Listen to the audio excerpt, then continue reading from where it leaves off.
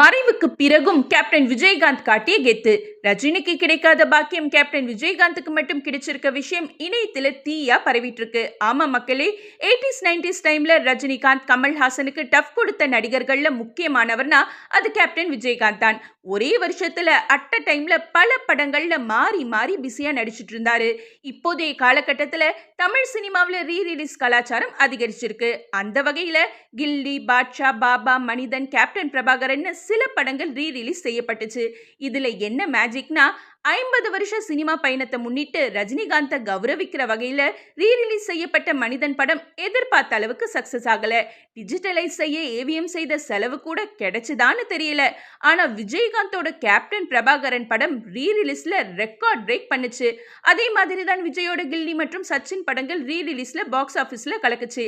ஆனா கேப்டன் விஜயகாந்த் உயிரோட இருந்தப்பயே கேப்டன் பிரபாகரன் படத்தை ரீ ரிலீஸ் செய்திருக்கலாம். அவர் சந்தோஷப்பட்டிருப்பார்னு கமெண்ட் பண்றாங்க ரசிகர்கள். அந்த வகையில ரஜினிகாந்துக்கு கிடைக்காத வெற்றி விஜயகாந்துக்கு சாத்தியமானது நிதர்சனமான உண்மை.